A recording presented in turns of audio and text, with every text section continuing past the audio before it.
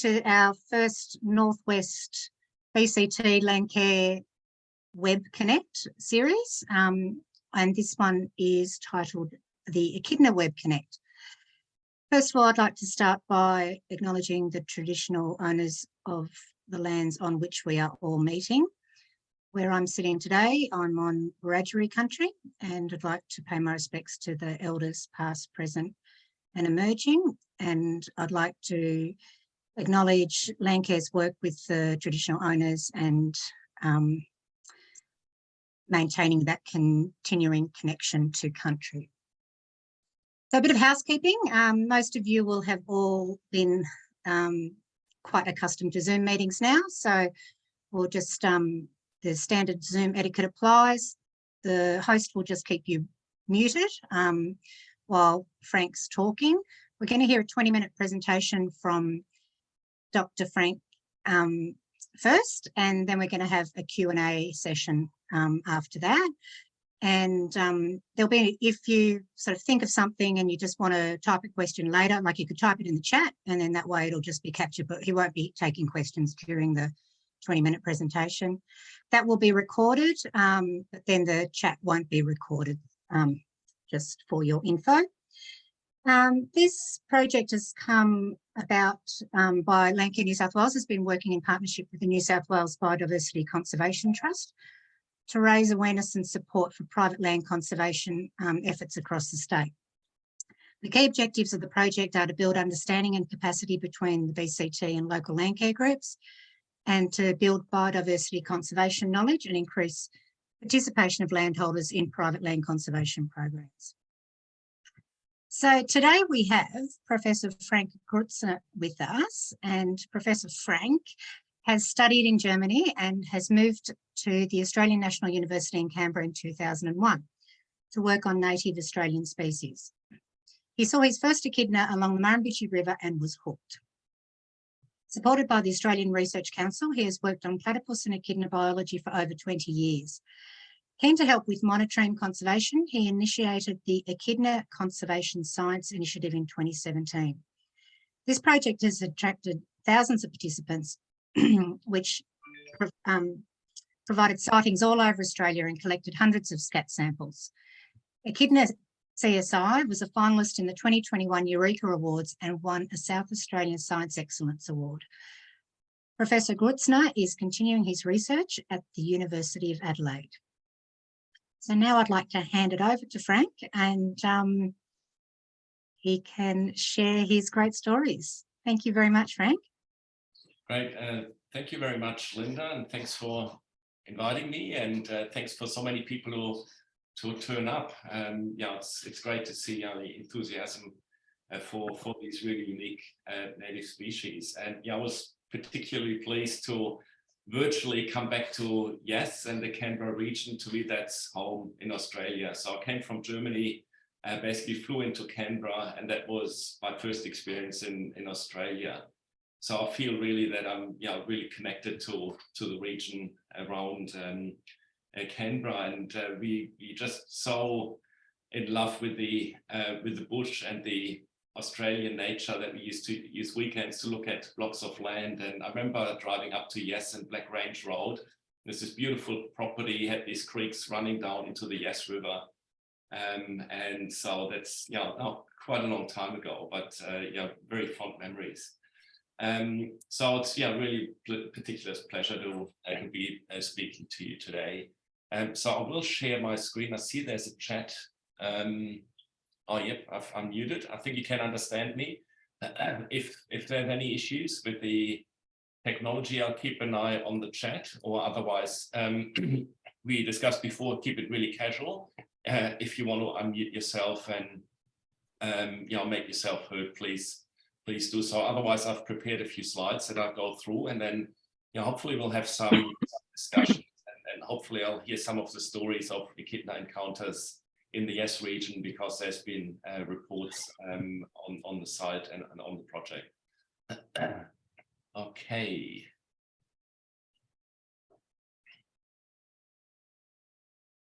Let's go back. Can everybody see that okay? Yep. Yeah, good. Okay. So yeah, my background is really that I'm a molecular biologist, which sounds incredibly boring. So I spend my days in the lab, or now often in the office. So I've really relished opportunities of going out in the field.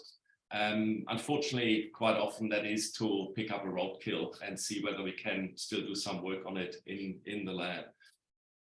But I think you're just working on these fascinating species. Every time I see an echidna, you know, I think it's just so fascinating, you know, working on these creatures. So of course they belong to the same group, which are called the monotremes, and that includes the platypus and the echidna, and they're the only egg-laying mammals. So they diverged from the mammalian lineage in early mammalian evolution about 187 million years ago. So that basically makes them the oldest surviving mammalian lineage.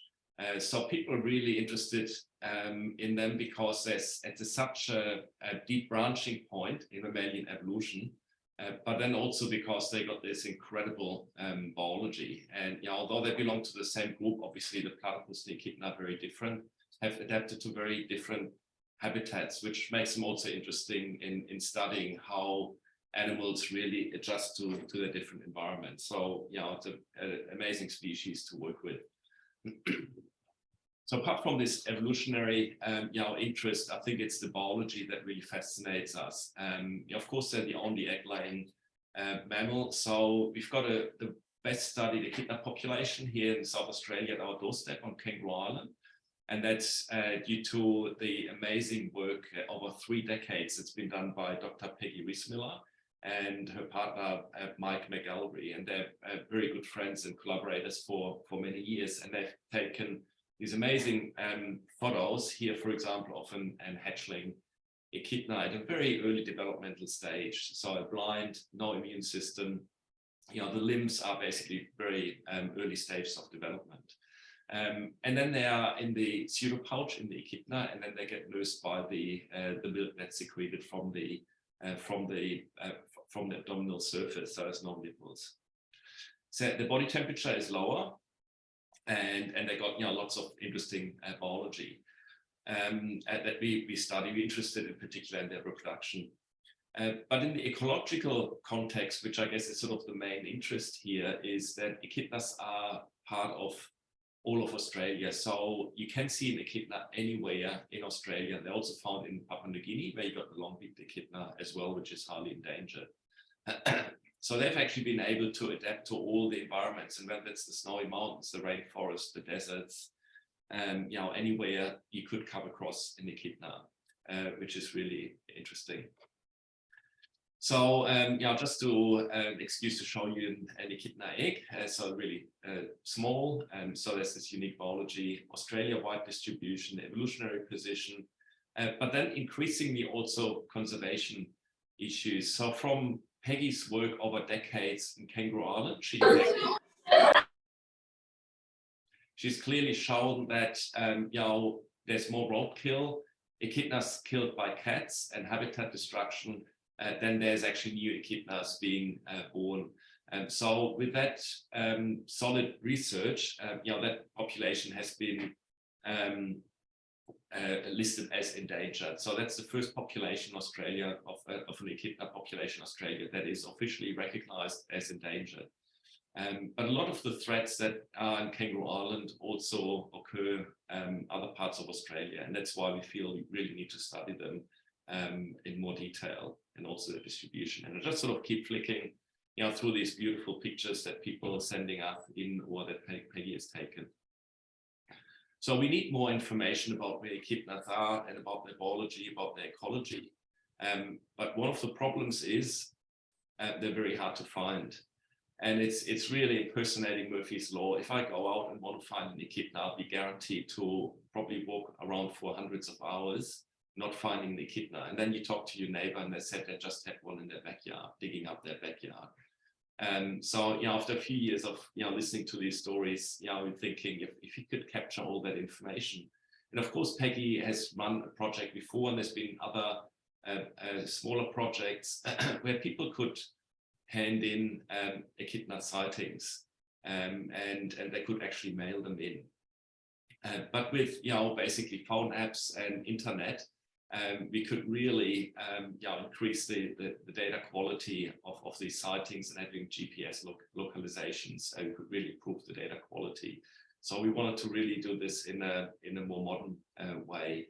And also we wanted, as molecular biologists, we want to see whether we can actually get people to collect some material for us.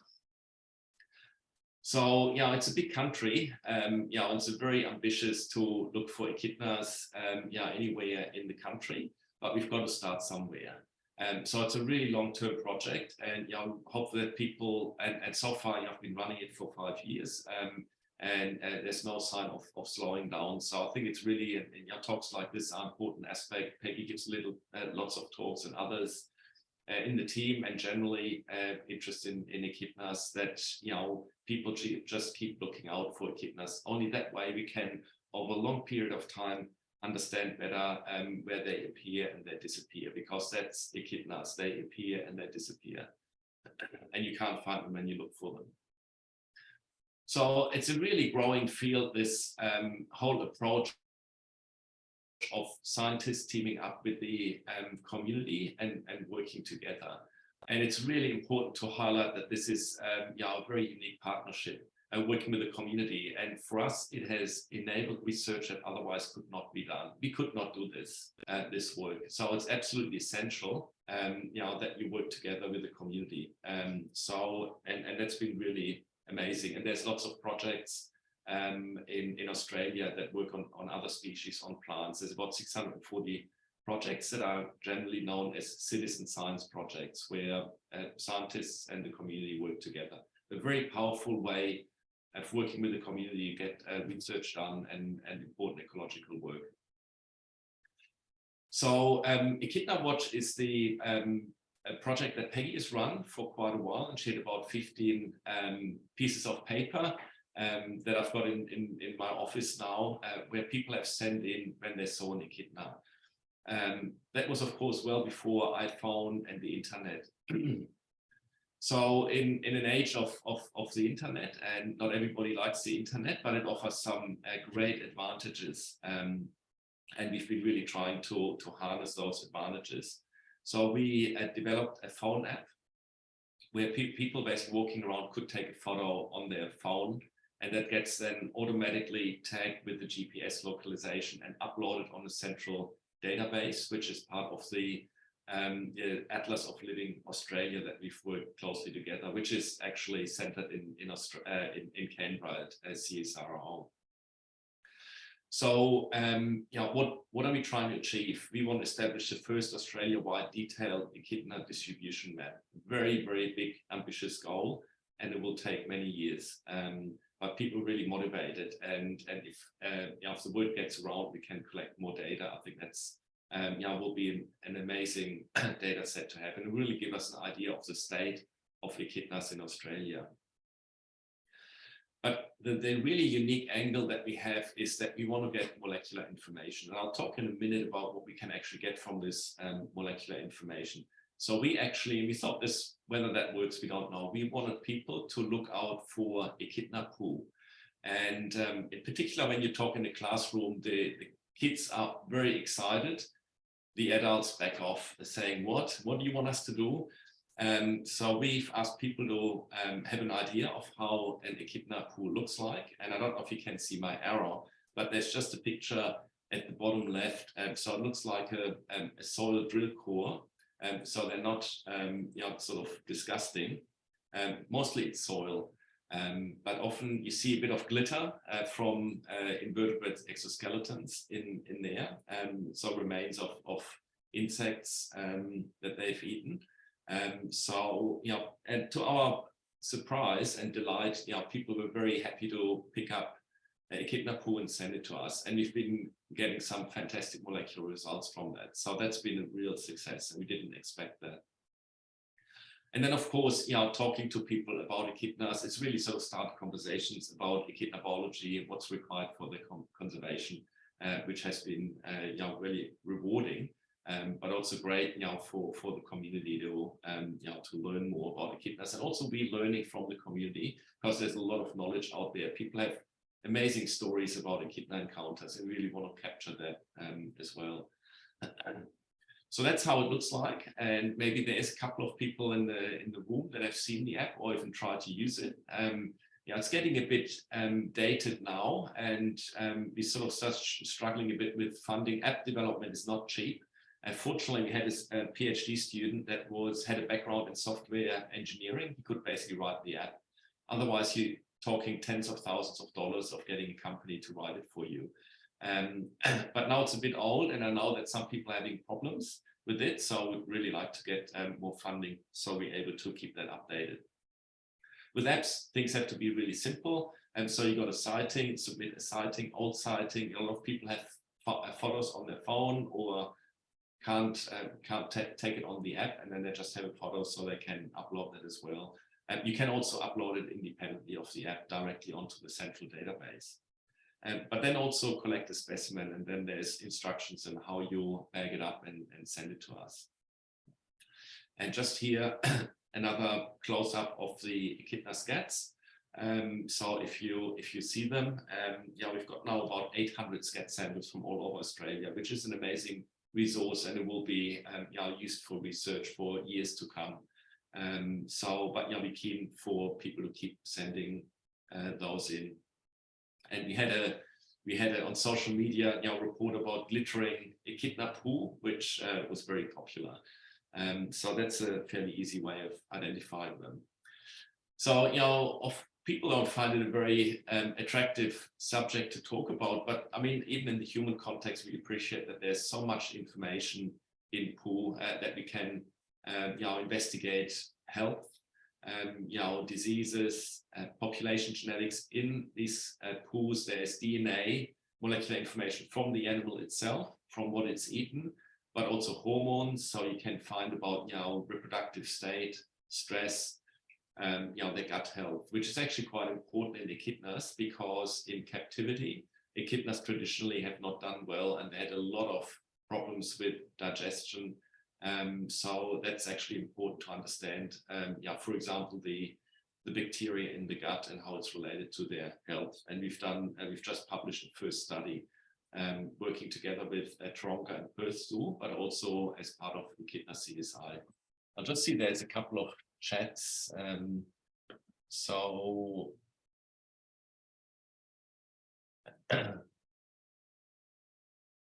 yeah, now we'll probably go to iNaturalist. Yeah, I mean, that's all going on to central AMA. And when we do more ecological research, yeah, we'll look at all the different sightings as well. I think the key thing here is that the data all flow into one point. So we don't see point in people sort of establishing little databases on their own, because often then if the project doesn't continue, you know, the data get lost, and we've seen that before. So iNaturalist, and those data also are then centrally stored in the Atlas of Living Australia, where we feed our data into as well. And so that'll be captured as well. There is some factors to consider that where we would like for people to engage in the project, because yeah, we want to find out more about also what people motivates, and also capture some of the stories. Well, the app, so it's not a computer app, it's really on a phone app. So, you know, you need to have a phone to use or really make use of the app. So thanks for those questions. So really having those scat samples adds a lot more to, you know, the scientific value, but also in terms of understanding, you know, key biology. So a lot of things we don't understand. Diet, they're generally labeled as an anteater, but we know that they eat other things as well, and the molecular information gives us much greater insight into that. I'll just go back to my slides. So yeah, we've got about now I think it's up to 13,000 subscribers of the app, and a similar number of sightings. And I think now we're actually up to 800 scat samples, which is you know, amazing. So you know, and the research takes quite a long time. So you know, people sometimes come back to us and saying, "Oh, I've sent the scat in. What happened? What did you find out?" And so it's often important to explain that, you know, you need to have a student, a research project, and getting the data, doing the analysis. So it will take years to really do research on this data. But we've got first publications out, first microbiome studies, and I'll sort of just show a few examples of that. So that's how it looks in the lab. So people send these samples in, and that gives me an opportunity to also acknowledge Dr. Talia Perry. It was really her PhD project to drive and establish this project, and she's done a fantastic job and also won awards on, and she's been running so many engagement events, and talk to people, but then also doing a lot of the lab work. So we get the samples, we store it in big freezers, and then for a while we tried a coffee grinder to grind the scat samples up, and then do our molecular analysis, and which is a lot of sort of work. So I've always looked a little bit in the region where I'm talking, what's been happening. So coming back to and some of these sightings might be iNaturalist. So these are all the records in ALA in the Yass region. So here's Yass, and that's down to Murrumbidgee and Canberra. These are the EchidnaCSI sightings. Because we asked people some simple information about the echidna, about the size, whether it was roadkill. And so we also collect data on roadkill. We want to understand, is there hotspots where these animals get killed on the road? I think that's really important information. And so wherever you see an echidna, whether it's unfortunate roadkill or living echidna, we want to know about it. And so there's information. Some of the information, it's actually been very hard to verify.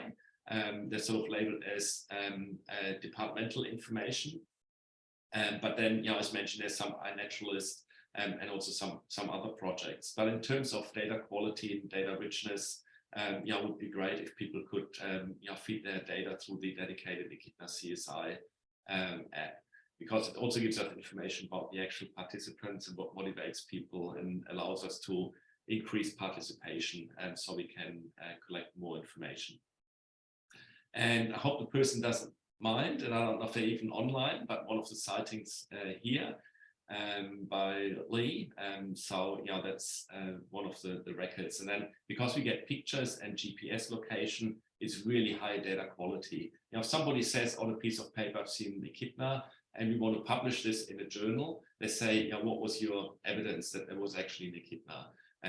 With the phone app and with this project and some other projects like iNaturalist, we got actually a photo with a GPS location, so much higher data quality. And with our publications, we had that never question, in terms of data quality, which is really excellent.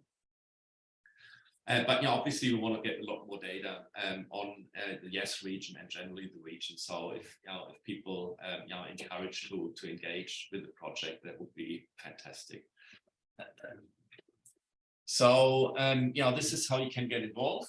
So you can Google or on the App Store, look for EchidnaCSI and download the app, and then basically take photos. And if you find a scat sample, and we were amazed. We thought the scat is lying in the sun somewhere, for weeks, if not months. People sending it to us, and somebody comments also, sometimes it's actually ground up. But we still get molecular information from it. DNA is quite rigid and doesn't degrade that quickly. So we were amazed how much information we get from the scat samples. So that's been a fantastic and truly unique aspect of the project. We're trying to keep up to date with the community through social media, and we also run an email account. And I'm trying to answer, but if somebody's emailed me in the audience and I haven't replied, it is, we got 13,000 participants, so there's a constant flow of emails, and sometimes, unfortunately, I overlook them or forget to reply. But people have been great and sort of coming back to us and being patient with us as well. So it's been a real pleasure to work with the community on this. So just very quickly, and Linda, just interrupt me if I'm not sure how I'm going with time, but I want to really have a good discussion. And so we've been running some studies on the microbiome, and so these are some of the examples where we have obtained molecular information from different areas to see whether we can see differences. But the other important aspect is, as I said before, is that in zoos, obviously, the echidnas are on a different diet. They can't be just sitting on an ant hill in the zoo and feed off that. So they're often fed, or in the past were fed sort of a mincemeat diet, and often they had gastric problems. So it was an important application to actually understand what are the difference in terms of gut health between these captive and wild echidnas. So that was a study we did with Perth and with Taronga Zoo. And without going into the detail, here's these captive animals, and that's basically molecular information on the bacteria in the gut. And you can see that they're very narrow here, indicating that there's a very narrow band of bacterial species in their gut. And here compare that with the wild. And if anything, you can see that there's a massive difference between wild and captive. There's no overlap. It shows that the bacteria in the gut of the zoo animals is entirely different to the wild. And there's a much greater diversity, a lot more different bacteria in the wild. There's still more work that we need to do what that actually means in terms of their health. But we know that some of the gastric health, or basically the gut health of the echidnas in zoos hasn't been great. So there is probably a link there. We know that things that affect your bacteria in the gut can lead to health problems more generally. So that's really important. And so we're actually working very closely with the nutritionist at Taronga Zoo, and she's been developing special diets for echidnas, and they're doing much better. So that's ongoing research. And also another application that we're interested in, we had the catastrophic fires in Kangaroo Island, but often echidnas survive the fires. They dig in as the fire front passes, and often you see them after the fires in the burned areas, which is quite remarkable. You see a completely destroyed landscape. And there was actually a delegation went over to Kangaroo Island, and the Flinders Chase, I mean, it looked completely devastated. And then on the horizon, they saw an echidna going past. And a lot of the termites, they dig in. So there's then, the invertebrates coming out, and then, of course, the echidnas come in as well and feed on that. But what we've actually found is that their gut health and the bacteria in the gut was quite different after the fires. Which is really important to understand how is that affecting echidnas, if they are on these burned areas. And so that's been interesting research, that we want to continue as well. So just another example how we can use the information that's been brought to us from the community. We got a great community on Kangaroo Island, and they've been supplying us with hundreds of sightings and scat samples. So we see that almost as a model study area for echidnas.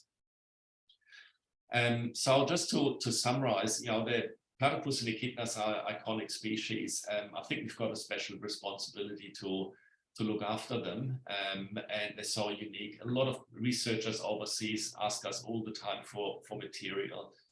They're absolutely fascinated with their species, but they're really important part of our ecological systems, our environment. And echidnas are one of the few large digging mammals. And so they're really important for our environment. So we need to protect them. But there's still a lot of things that we need to learn about them. So we felt that we are really in a unique position to combine the molecular work that's sort of our expertise with ecologists, and we collaborating more and more with ecologists, people who work in the field, importantly with the community, as getting new information. And that's been working really well, and hopefully over time that will also then feed into decisions that are made in terms of conservation of monotremes, but also in how they're kept in captivity and breeding and support. So it's been a fantastic journey, with working with the community. It's led to the largest collection of scat samples and sightings by any specific project. And then, of course, people have shared amazing stories about their echidna encounters. So that's been a real pleasure. And for educational purposes in schools, I just show pictures and videos, and then we start having conversations about these animals. And we've been able to get first molecular studies going using these scat samples. So I want to finish off with showing you one little video, if that lets me. It's a bit slow at the moment. Did I go too long? Have you tried feeding wild echidnas? Yeah, that's an excellent question. I'm just going down from the bottom.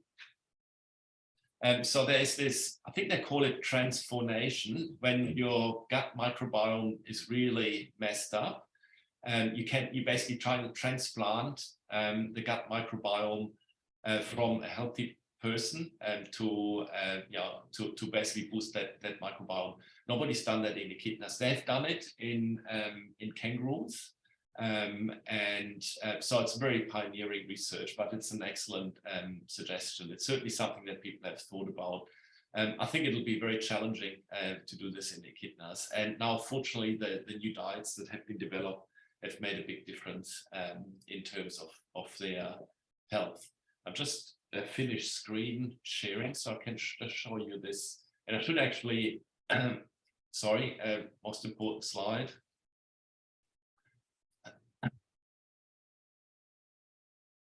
I don't know why it stopped the presentation there. So, I want to thank the EchidnaCSI team, in particular all the participants. I can't stress enough. They've enabled this research. They haven't helped. They've enabled this research. Wouldn't be possible without people bringing in these samples. Talia, PhD student's been running the project. She's still working on it. Alan Stenhouse, who's developed the app, also PhD student. Then Peggy Rees-Miller's, a world expert on echidnas, and she's been absolutely vital for running the project. So we've had quite a few students involved in it, and they've completed, done honors, lab placements, volunteered. So it's been sometimes quite a large team. So it can be quite a lot of work. And we've also had grants from various foundations and internal grants. So that's been we're very grateful for that, because doing the research, in particular in the lab, does cost quite a bit of money.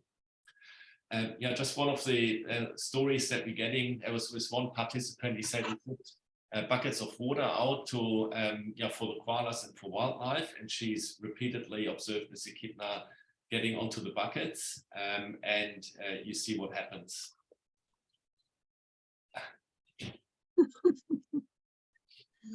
Thank you, Frank. That is very funny. Thanks very much, Frank. Look, we might throw to a few questions, and rather than being a formal webinar where nobody gets to see who is talking, we might just throw so you can succinctly ask your own question, and then that way everybody can see, we can meet each other as well. So we can sort of start our own little community of echidna watchers. So I'll throw to Janet first of all. Janet had a question about roadkill. Actually, Janet's got several questions there, but might just see how we go, Janet. Hello, yes, Janet here. Firstly, how fresh does a roadkill echidna have to be of use to you? My understanding is DNA is moderately robust to desiccation, but not to bacterial and bug decomposition. So also, do you want the whole echidna or just a sample? And if so, of what part? Thanks. Yeah, Janet, I'm so glad you're asking this, because we've been trying a lot of different things over the years. And in the end, what we're finding is that a lot of people saying, I found this dead echidna, I chucked it into my, freezer, next to my frozen meals and whatnot, and can you take it off us and do some research with it? We've actually tried, and it just isn't working well. You might get some DNA from it, but we want to also get some other, and we often want to look for specific tissues, and so we've almost come to the conclusion it's almost not worth it unless it's really fresh. We can get there and get the animal fresh before it has been frozen. And then we've actually got some fantastic material from it. We had locally fresh echidna killed, handed in, and we've been able to grow cells in the lab. And we've been getting lots of tissues through that. So in contrast to the scat samples, which are very robust, actually getting roadkill, it has to be fresh. And we've probably almost restricted to source that locally. So if somebody in New South Wales, gets one, chucks it in the freezer, it's not going to be useful to us. So we've been trying, because a lot of people put effort in, picking up that roadkill, putting in their own freezers, and then, but really, we've tried, but it's very hard to get good molecular information from it. Thanks, Frank. But also, just a thought. By analogy with animals and hair, you can tell a lot from hair. You can get DNA, you can get stress levels from cortisol into it, and a lot of information. So I'm wondering whether it would be worthwhile looking at what information you can get out of an echidna spine, because it's closely related to hair. Yeah, we're doing, so we've actually established a genetic protocol to tell whether an echidna is a male or female on hair samples. Absolutely right, there's DNA in there, and we've extracted that DNA, and we've been running tests on that. In terms of the spines, as you said, there is important information, because some of the things they're eating, they will be then deposited in the spine. So that's sort of ongoing work as well. So we haven't really gone down that route. I mean, I've seen a lot of hair that's of echidna, dead echidnas. It doesn't actually have the hair root on it. But you're absolutely right that there's good scientific information that you can get from that material as well. Yeah. Thanks, Frank. I'll give somebody else a chance to ask a question. Thank you. Thank you, Janet. I'm going to throw to Jed now. Jed's got his hand up, and then we'll go back. We'll go from Jed to Sarah. Thank you, and then we'll go back to the ones in the chat. Thanks, Linda, and g'day, Frank. Thanks for the talk. Just a quick one. I grew up in northwest New South Wales, where we used to raise a lot of pig dogs to go pig chasing, and echidnas are sort of known as the bane of the pig chaser because of how close they smell to pigs. They were sort of the only animal that would trick a pig dog into going for an echidna rather than a pig. So I'm just wondering if there's ever been any research done tracking echidnas with pig dogs instead of using traditional tracking methods.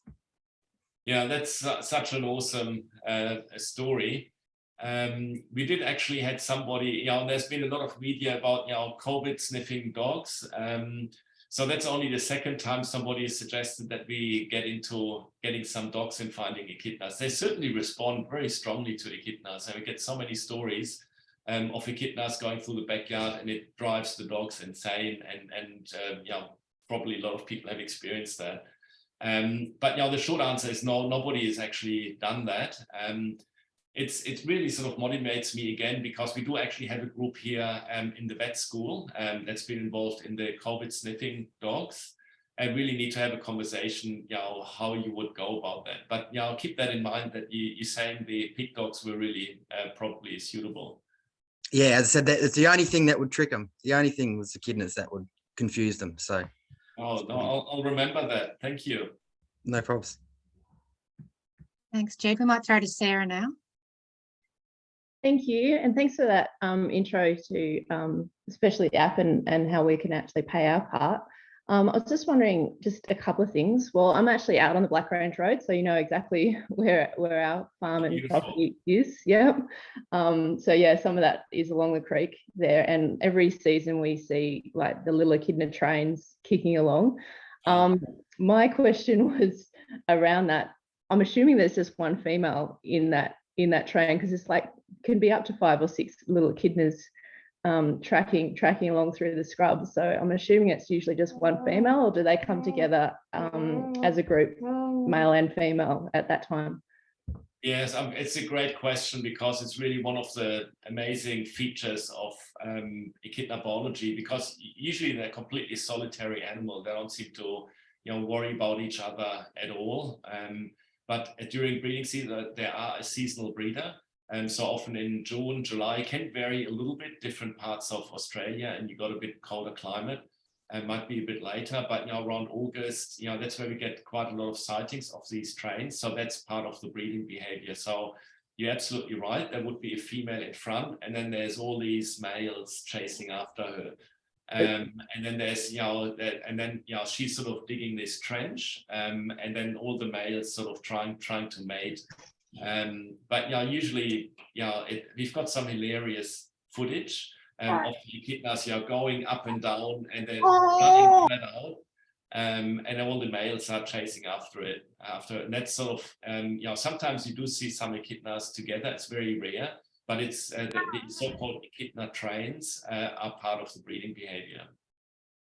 Well, that was sort of going to be the second part of my question, like how much information, like I've even recently, this last season, I did see a little echidna train along the Black Range Road, and unfortunately coming back, I thought, oh no, someone's hit them, and like, because it looked like the echidna was upside down and looked a bit bent out of shape, but then I realized there was one little lucky male trying to make puggles, so but they just happened to decide to do that in the middle of the road. Oh well, yeah. So it would be amazing to get some photographs of that, because I looked at Black Range Road and there was no sightings recorded. So it would be amazing if you get so many sightings. I'll start submitting some photos and things now, but I was just wondering how much scope there is on the app, or how you would actually report some of that behavioural information rather than just, you know, photos and sightings, or has it got video? Yeah, more and more people are sending us videos, but the app doesn't count for that, because it's just think about 13,000 videos. But I do realize that more and more people, instead of just taking a snap, they're taking a video. So it was something on our minds, and then they sent them. But usually they're really big files, and we get them sent in fairly regularly. So it has to be really quite short. So usually for the recording, it's just a photo to show this is where an echidna or several echidnas were, or an echidna train. So we got lots of recordings of echidna trains, but it's very lucky that you see them and seem to see them regularly. So it would be really good to get more information about it. And also where they've been as well. I'm not sure if that's of interest, because we do see a lot of, where they've just pulled a tree apart or whatever. You can actually see where they've actually been. Yeah. Oh, absolutely. So that's so Frank, just on that, is there an email address that we can send the photos and locations to? Someone's just asked that in the chat earlier on. Yeah, I've had a lot of emails where people said, oh, this is what I've seen, I just email it to you. But if I personally add that information onto the BioCollect or in that central database, I wouldn't be doing anything else. So I think it's really sort of part of that partnership with the community, that they provide the photo in a way that gets automatically uploaded onto the database. And then it becomes useful. I mean, sometimes we do try to help with that, and as much as we can, but there's quite a few sightings get lost because people just sort of quickly send us a photo, email us a photo. And if you have to do it manually with the numbers of people and photos that are coming in, it's just not feasible to do this. So that's, with the citizen science projects, we're doing sort of a part, and the community does a part, which involves taking the photo and then either using the app or iNaturalist or EchidnaCSI, or if they're saying, oh, the app is playing up, it doesn't work for me, then I've got some instructions how you can go onto a site that's called BioCollect, and then you can upload it. I know it's sort of a few hoops you have to jump through, but as I said, if you have to do it for every sighting, we just can't handle the numbers. Sure, Frank. Now we've just got a question there from Erin about differentiating between ants and termites in an echidna's diet. Erin, would you like to just ask that question? Yeah, I've just been working on a project for honours looking at differentiating between ants and termites in a pangolin's diet.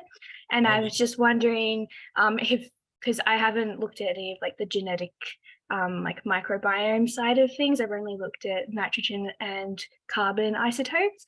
Nitrogen carbon isotopes. So I was wondering whether you had been able to distinguish between more finer details of their diet from your studies. Yeah, so thanks. I mean, that's a very specific question. I would actually be interested in where you're doing the honors, and because we've been thinking about some comparisons between pangolins and echidnas. And there's also some interesting ideas how the termites might actually influence the gut microbiome, because they don't have an acidic stomach, so there isn't this bottleneck of all the microbes getting killed, and then basically the food getting exposed to the gut bacteria. And there's some interest there. We purely sort of genetics type approaches, and I don't know if you're familiar with the term metabarcoding. So we determine, you know, the DNA sequence of a specific part of the genome, and that helps us identify, you know, the bacteria. Now, in terms of the termites and ants, which you've asked about, what we've actually found is that a lot of those aren't described on a genetic level. So a lot of the data that we got didn't actually match with anything. So we're now working with people that work in invertebrates and insects, and there's a huge amount of species that have not been described, and there's actually some really nice projects running.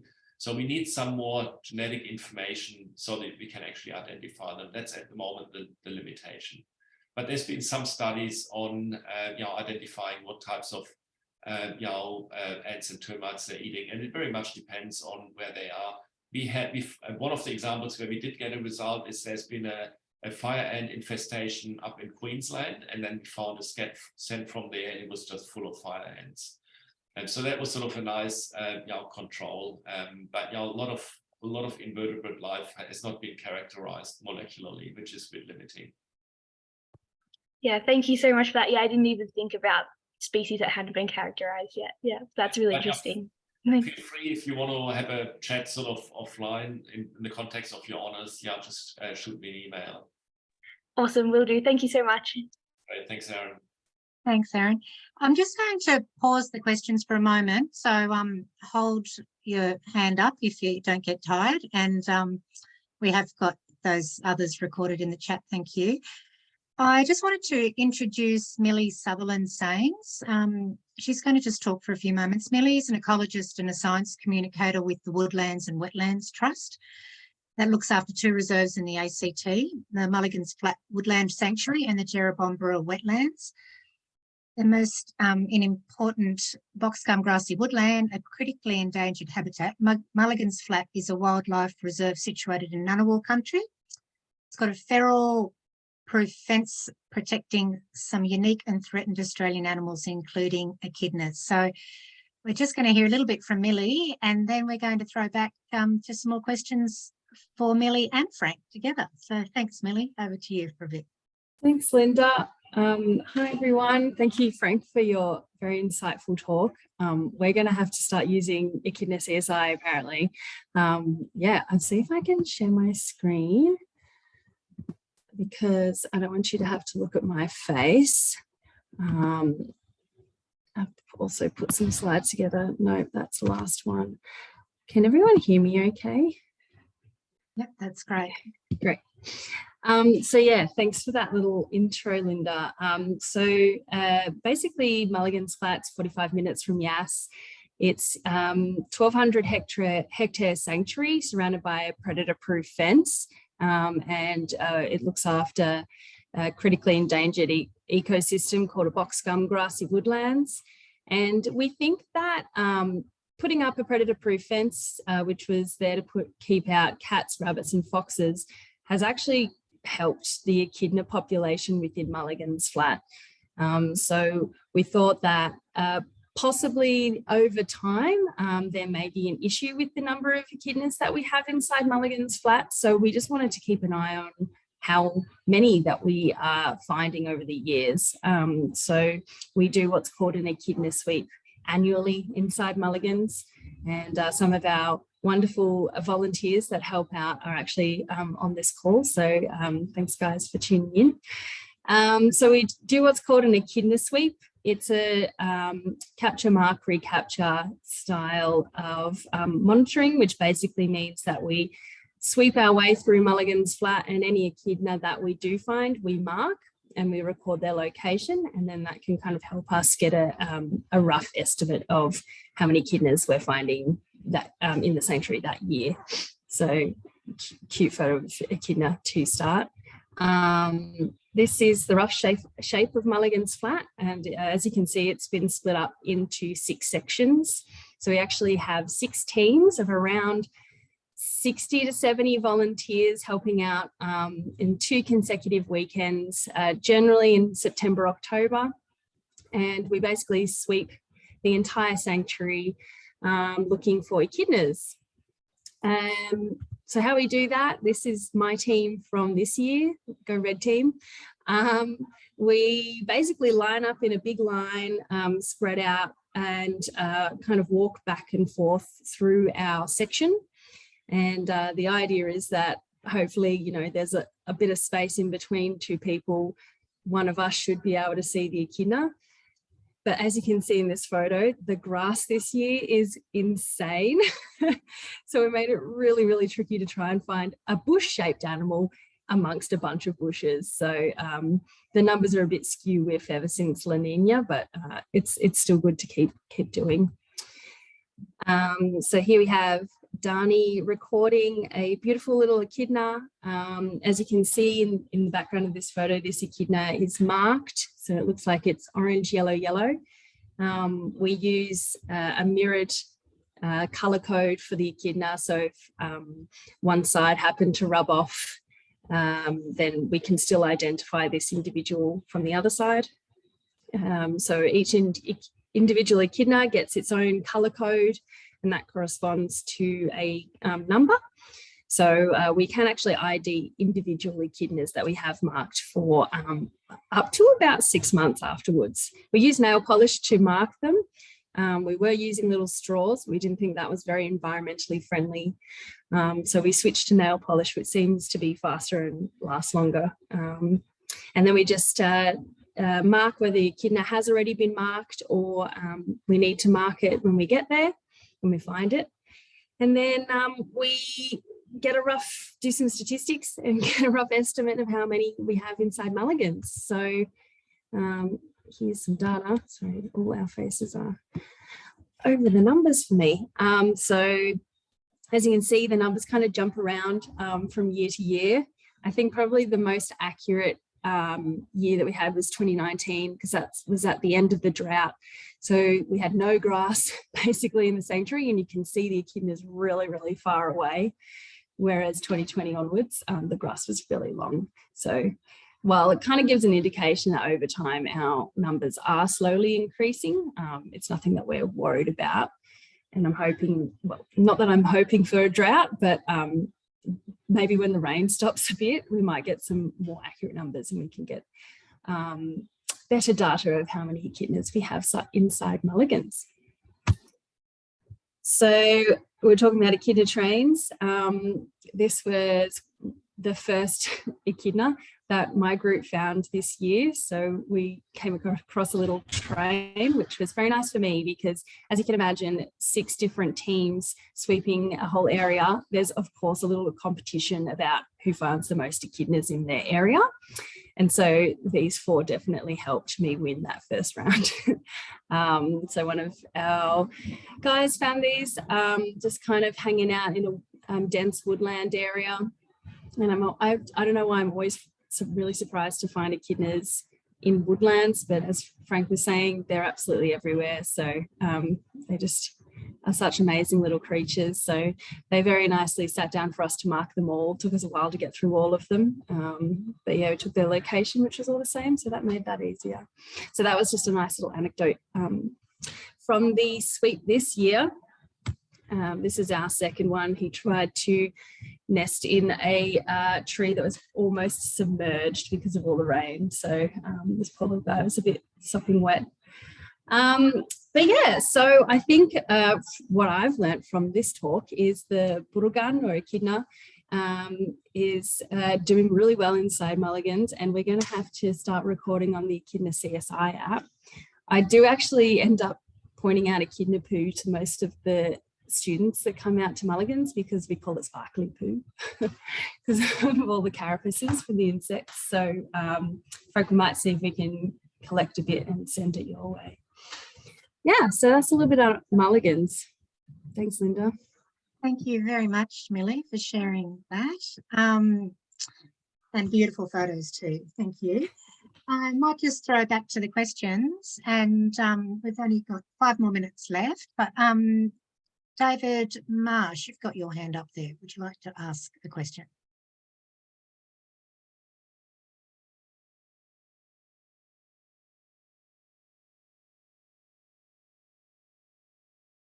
Am I audible now? Yes, we can hear you now. Thank you. Good. Yeah, I'm a farmer from Burrawa, not far from Yash. I've been here for 51 years. And I've seen a lot of echidnas in the time I've been here, but there's no pattern to it. It's very intermittent.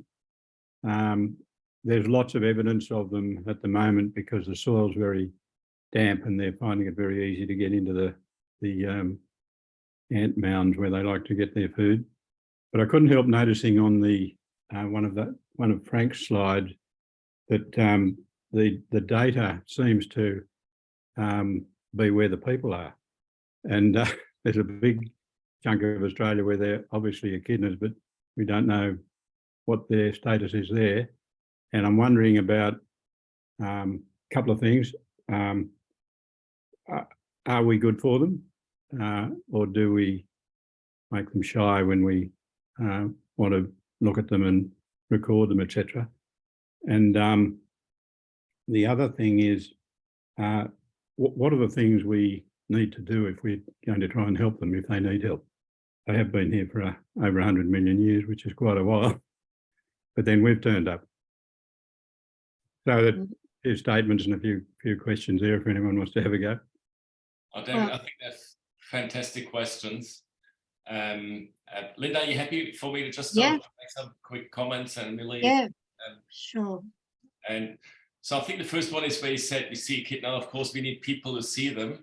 And we've had more than 10% of the sightings were in cities, but we were still surprised how far they actually into the cities. They're coming through the sewers, through the creeks.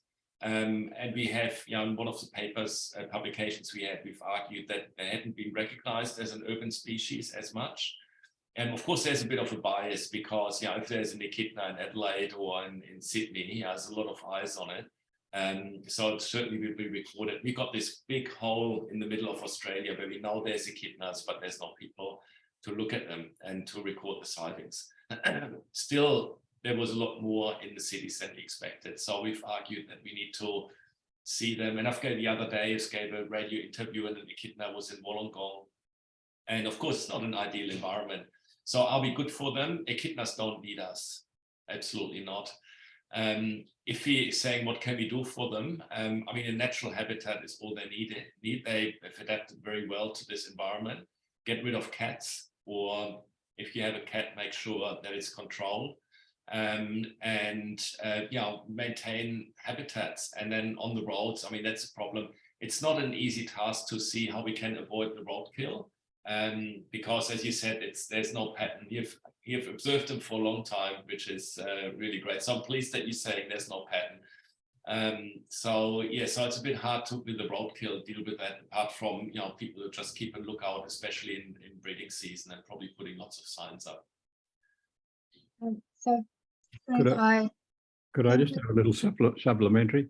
I meant to say, I'm naughty. I know I'm naughty, but I know you're going to let me because you like.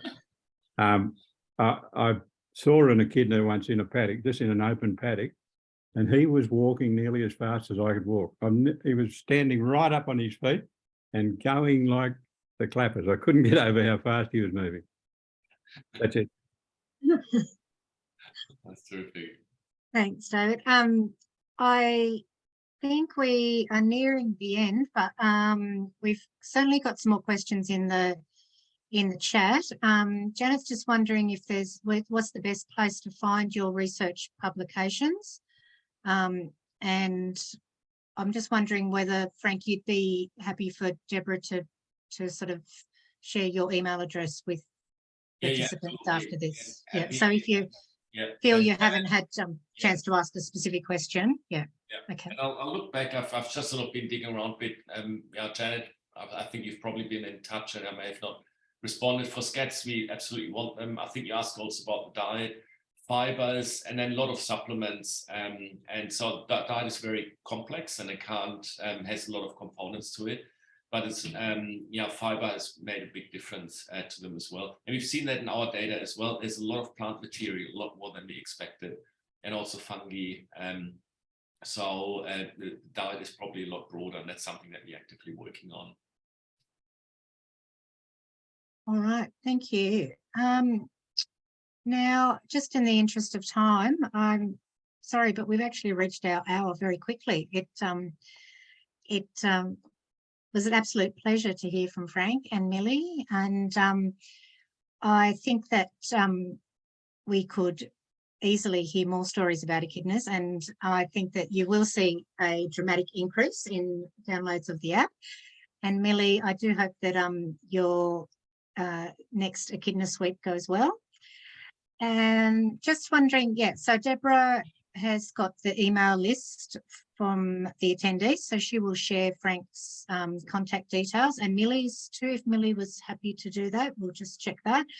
And if that way, if you have got any further questions and you haven't been able to have them answered today, you could continue that chat offline. It'd be great to see where your research is published. Thanks, Frank. And I just also want to thank Fabiana for the wonderful tech help in the background. And I think if you've taken anything away from today's talk, it's about the glittery poo that the echidnas have, and hopefully how to get involved in EchidnaCSI. So thank you very much for your attendance, and we'll be having another one of these webinars in a few weeks. We look forward to seeing you all then. Right. No, thanks everyone. Thank you.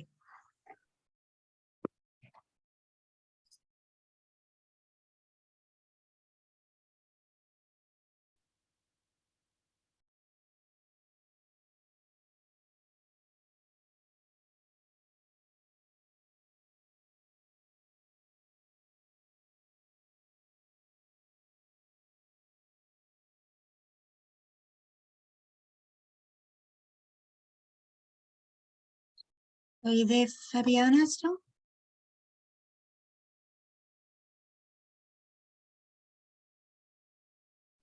I sure am. Sure, great. Just thought I'd check who was going to download the audio and the chat before we check out. 1 second. 1 second.